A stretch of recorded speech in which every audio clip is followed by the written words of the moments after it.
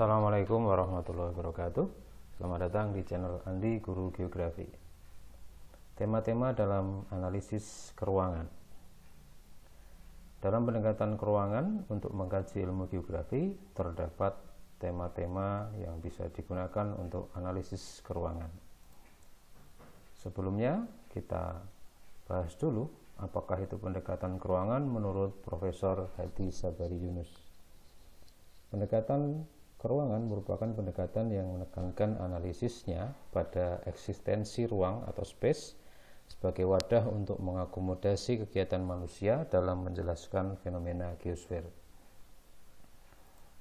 Terdapat 9 tema analisis keruangan yang meliputi analisis pola keruangan, struktur, proses, interaksi, keterkaitan, organisasi, tren atau kecenderungan, perbandingan, dan analisis sinergisme keruangan. Tidak semua tema dapat digunakan secara bersamaan dalam mengkaji suatu fenomena geosfer karena keterbatasan waktu, tenaga, biaya maupun kemampuan analisis dari peneliti. Berikut ini beberapa contoh tentang tema analisis keruangan. Dimulai dari yang pertama, analisis pola keruangan atau spatial pattern analysis. Analisis ini menekankan pada sebaran atau distribusi elemen-elemen pembentuk ruang.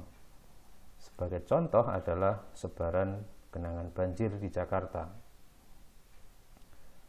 Kenapa genangan banjir di Jakarta itu tersebar? Tidak semuanya mengalami banjir, tentu saja ini karena faktor sebaran elemen pembentuk ruang di kota Jakarta. Dimulai sebagai contoh sebaran geologi yang berbeda pada struktur geologinya dari geologi dataran kipas aluvial, aluvium, kemudian endapan pantai hingga tuf bandeng.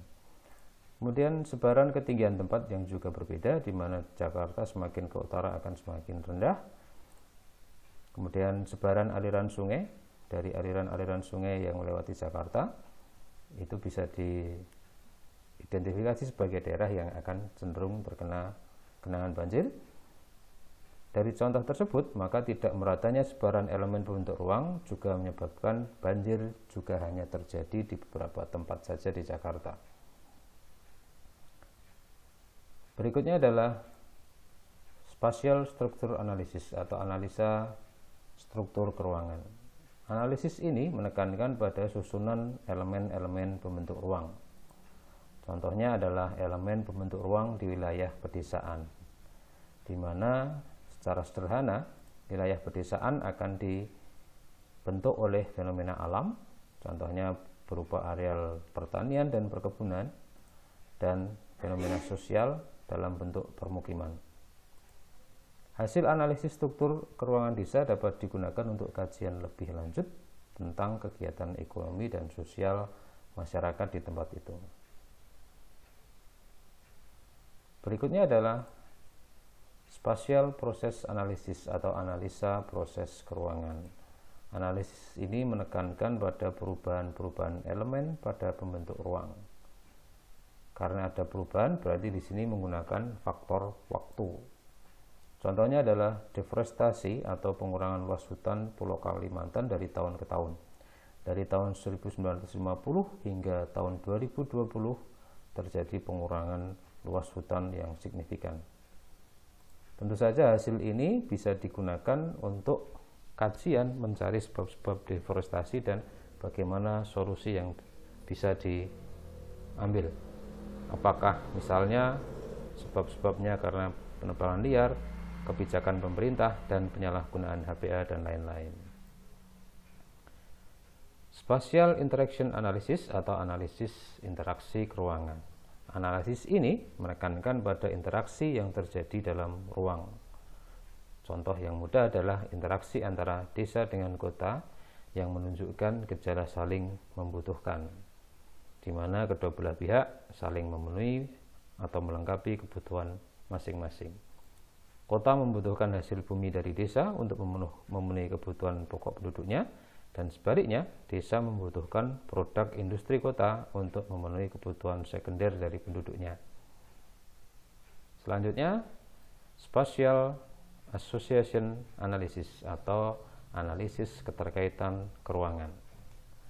Analisis ini menekankan hubungan suatu fenomena geosfer dengan yang lainnya dalam ruang. Contohnya adalah hubungan antara besarnya jumlah kepadatan penduduk dengan tingkat kriminalitas. Misalnya jumlah penduduk kota Manado per kecamatan pada tahun 2018, jumlah penduduk terbesar ada di Kecamatan Malalayang sebesar 75.092 jiwa, di mana letak Kecamatan Malalayang dari kota Manado itu ada di bagian bawah ini. Dan hasil penelitian dari Magister UGM, dari Magister Perencanaan Kota dan Daerah UGM, diketahui bahwa Kecamatan Malalayang ini memiliki tingkat kriminalitas yang tinggi. Berarti ini menunjukkan adanya hubungan antara besarnya jumlah penduduk dengan tingkat kriminalitas. Hasil analisa ini dapat digunakan untuk kajian lebih lanjut, mencari faktor yang berpengaruh pada tingginya tingkat kriminalitas di kecamatan tersebut. Tema berikutnya adalah Spatial Organization Analysis atau analisis organisasi keruangan. Analisis ini menekankan pada tatanan yang terjadi dalam satu ruang, di mana pengembangan kegiatan pembangunan akan mendasarkan pada pengorganisasian tata ruang dan hierarki wilayah. Contohnya adalah peta hierarki Kabupaten Bantul Daerah Istimewa Yogyakarta, di mana wilayah dengan hierarki tertinggi biasanya adalah wilayah yang berdekatan dengan pusat pemerintahan, sedangkan semakin jauh dari pusat pemerintahan akan memiliki hierarki terendah. Tema berikutnya adalah Spatial Trend atau Tendency Analysis atau analisis tren kecenderungan keruangan. Analisis ini menekankan kecenderungan terjadinya perubahan suatu fenomena geosfer dalam ruang. Hasil analisis dari pola keruangan, struktur keruangan, proses keruangan, dan keterkaitan keruangan dapat dikembangkan ke arah yang sesuai dengan tren atau kecenderungan fenomena alam dan sosial yang terjadi di suatu wilayah. Sebagai contoh adalah lokasi prioritas pengembangan wilayah perkotaan dan pedesaan di Sumatera, itu mendasarkan pada kecenderungan atau tren ke arah mana wilayah tersebut akan berkembang. Tema ke-8 adalah Spatial Comparison Analysis atau analisis perbandingan keruangan. Analisis ini menekankan pada perbandingan fenomena geosfer di suatu ruang dengan ruang yang lain. Tujuan dari analisis perbandingan ini adalah untuk mengetahui kelemahan dan keunggulan suatu wilayah dibandingkan wilayah lainnya. Sebagai contoh adalah saat menentukan pemilihan ibu kota Republik Indonesia yang baru.